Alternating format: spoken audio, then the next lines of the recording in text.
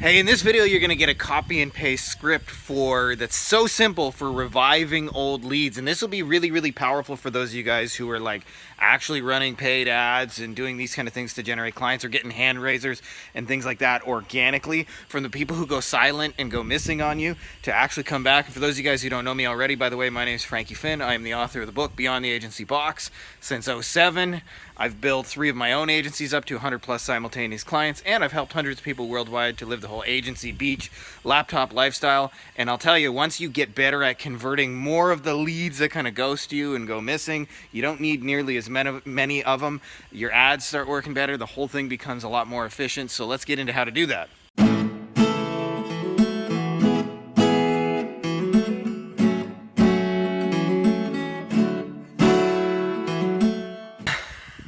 Alright, you fine motherfuckers. So for those of you guys who have leads, and this really sucks by the way when they go ghosting you and they go missing, and I'll tell you, the way most people handle it is some form of annoying pest. Hey, do you want to buy my shit? Hey, I just met you, and this is crazy. So here's my number, now buy my shit.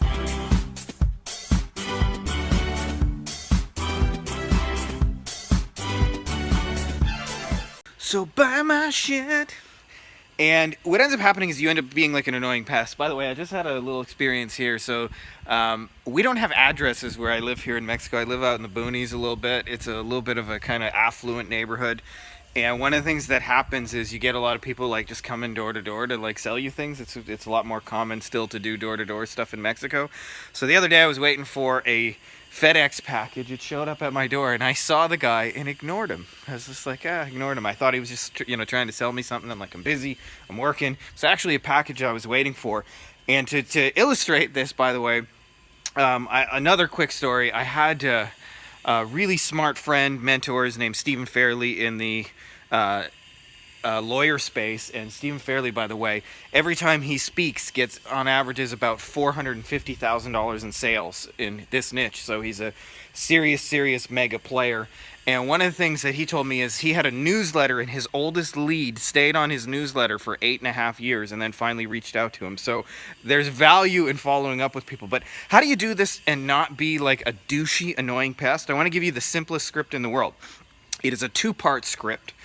I want you to, part 1, assume they are busy and acknowledge their busyness, because that's most likely the case, by the way. A lot of times we think, oh, they ghosted me, they went missing, whatever. But if they're a real business, they're juggling lots of things. They got taxes, they got employees, they got customers, they got clients, they got shipments, if they got physical products and things like that. So there's moving pieces. And so almost always the reason they ghosted you is because they just got busy and it just like slipped down the priority ladder for them a little bit. So assume they're busy. And I like to do this with humor. So I will say, hey, did you get stuck down a well? If so, just have your dog bark twice at me and I'll come rescue you. Just kidding. Haha, I know you're just busy.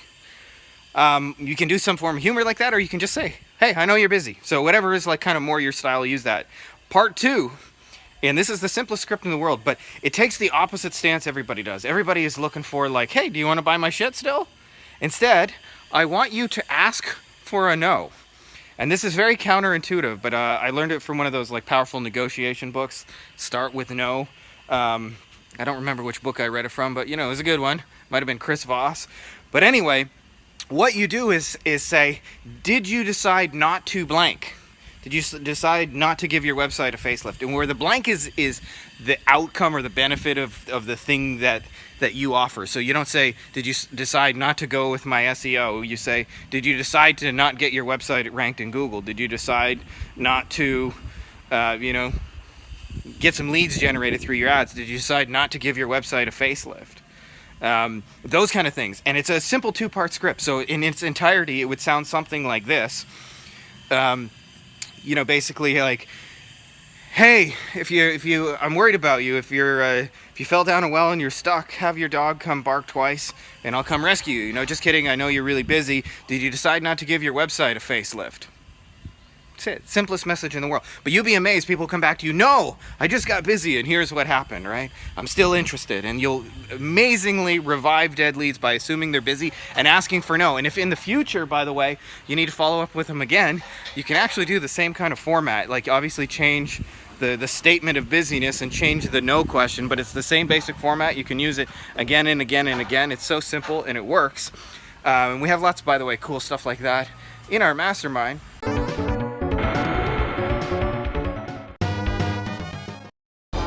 Round one, fight! Shoryuken! Shoryuken! Shoryuken!